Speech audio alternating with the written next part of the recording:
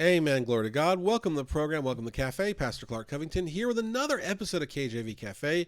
As always, thank you for joining us here today at the Cafe. If you're new to the program, we're simply a daily Bible study going from Genesis to Revelation, verse by verse. Maybe you want to jumpstart I was going to say the year. The year is almost over. It's time we record this. The day, the month, I don't know. You want to jumpstart something and start getting into God's Word more. I think that would be a very great thing to do. I've been reading that lately churches are becoming more crowded and people are buying more Christian music and Bibles and stuff. There's more interest in God's Word lately. That's what I've been reading at least. And so maybe that's you. Maybe you're more interested. Subscribe to the podcast. You get this thing every day, buddy. Every day, Lord willing. You know, as long as I can, long as the Lord allows, you'll get this Bible study. Amen.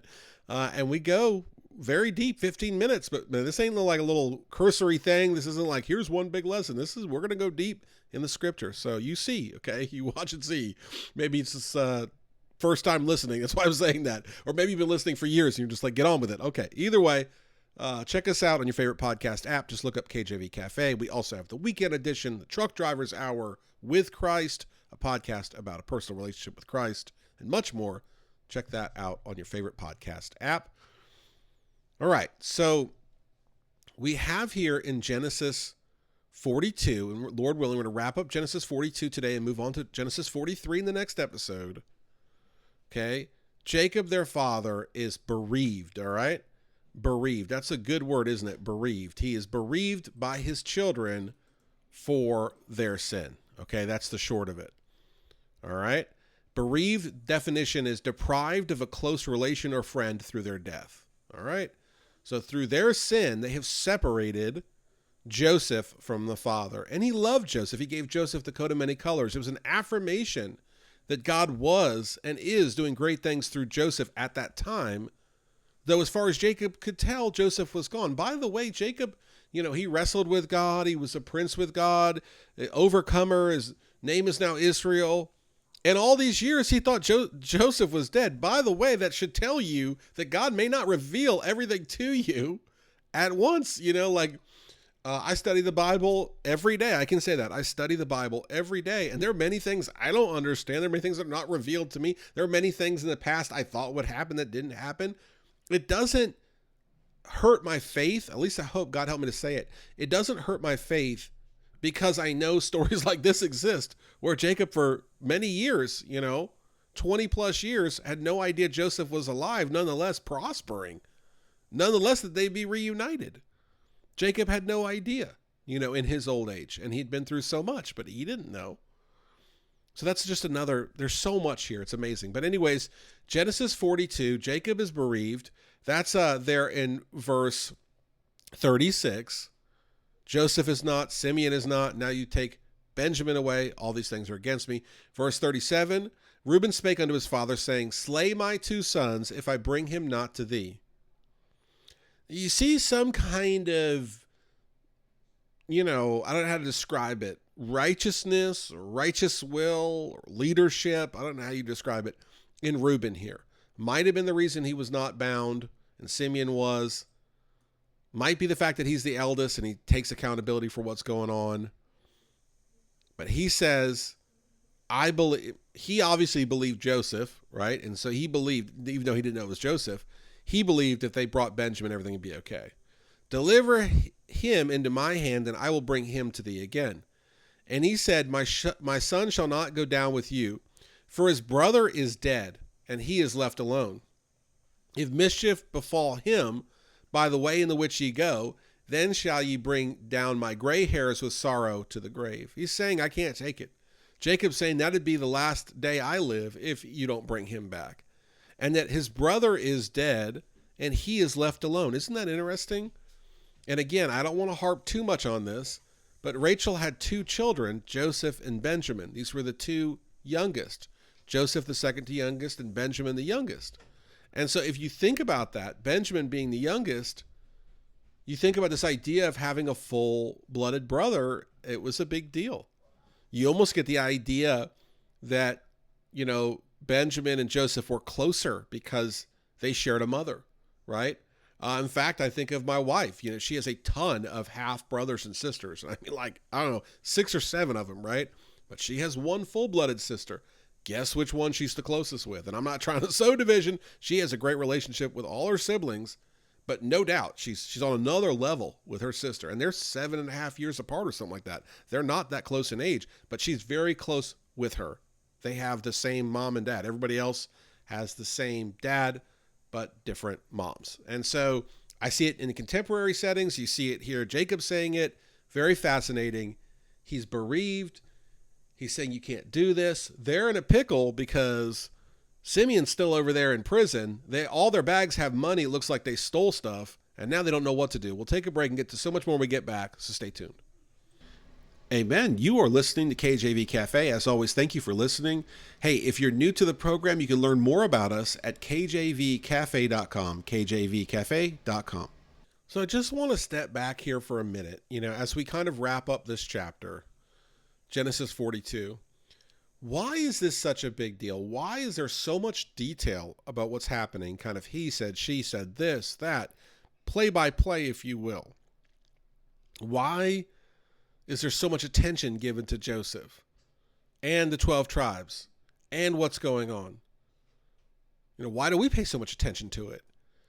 The reason is it's part of God's larger plan. This is like one of those significant places in the Bible that fits into the larger summary of the Bible, if that makes sense.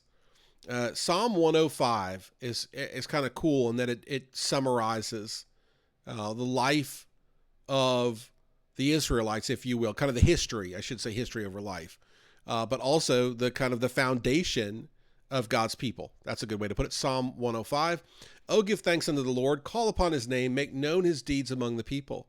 Sing unto him, sing psalms unto him, talk ye of all his wondrous works.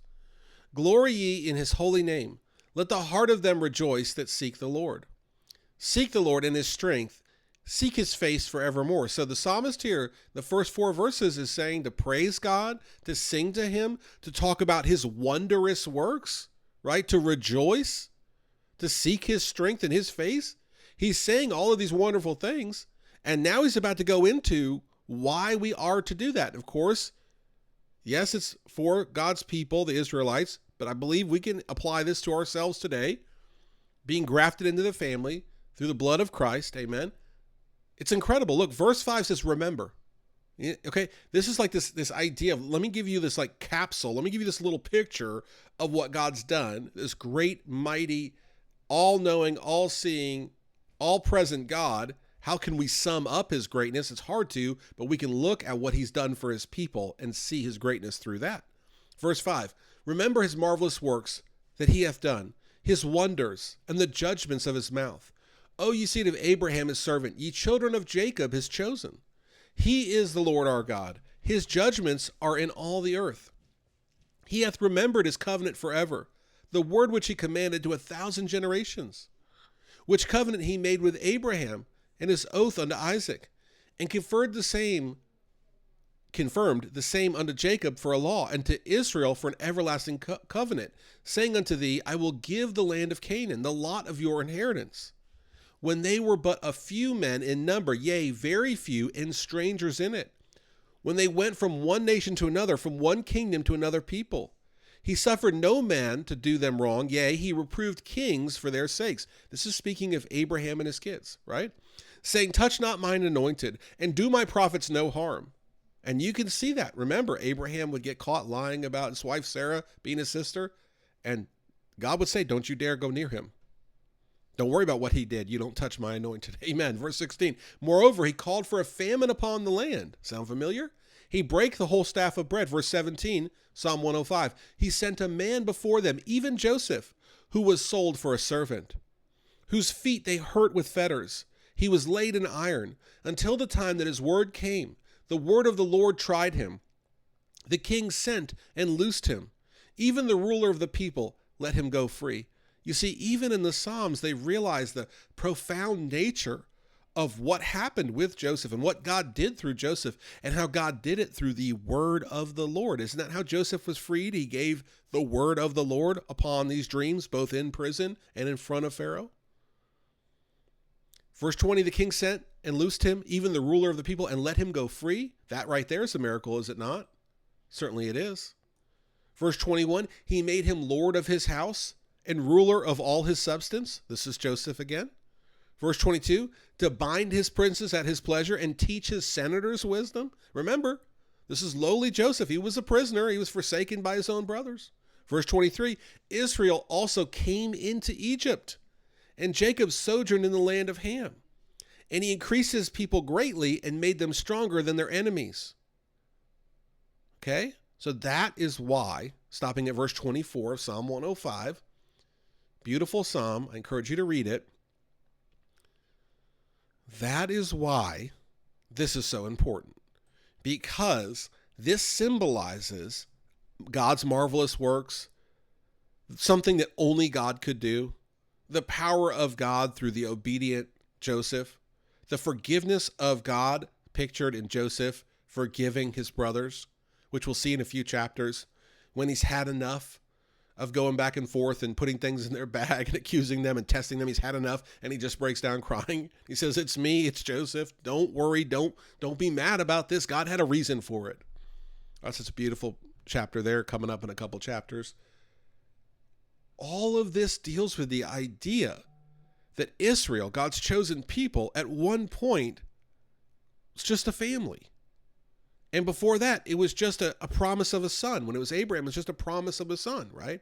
Abraham was promised a chosen child, Isaac, right? And then you have Jacob and Esau, Jacob being the chosen one. Abraham, Isaac, Jacob. And so you have, like, for me, I would hear the kids sing Father Abraham and all this stuff, and I'd hear it from children's church. I wasn't in the children's church, but, I'd hear it.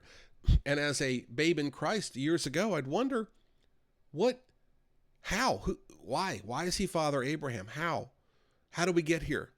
And the answer to how we get here is what we're looking at here in Genesis 40, 41, 42, 43, and onwards, is the creation, the building, the development of God's chosen people, because God chose to prosper them in a land that was not their own, and that they were more prosperous and talented and gifted and blessed than the people in the land that was their own, and they were hated by those people. And eventually, through miraculous work of God and what God did through and with Moses and Aaron, led them out of Egypt through the wilderness, and yes, through all of those issues of unbelief and tragedy and wickedness and pride and rebellion of the Israelites in that time, of which there was many, as we'll read about in the Exodus account quite soon here, actually.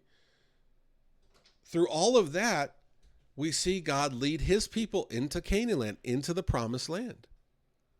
And it's a beautiful, beautiful picture of where did this all start? It all started right here. And what can we learn from this?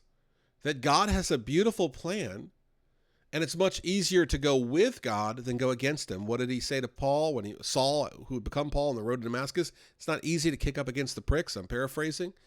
It's not easy to go against God. Amen. Remember, Saul was on his way to persecute Christians.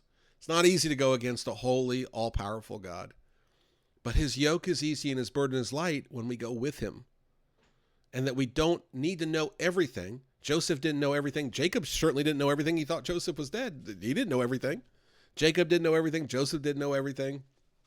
We don't know everything today. But what we can see is that God has a marvelous plan, and his plan is to give us an expected end, right?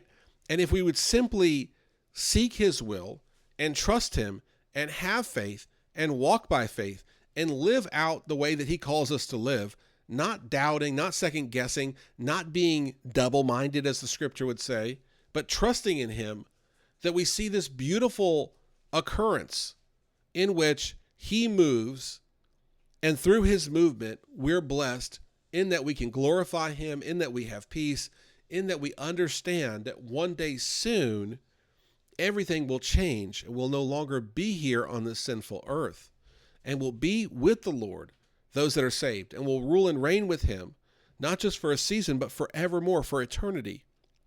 And it helps us to be steadfast today, to look toward tomorrow. So we see here in the scriptures that we see the psalmist doing in 105. Thank you for listening. Tune in next time. Take care. God bless. and amen.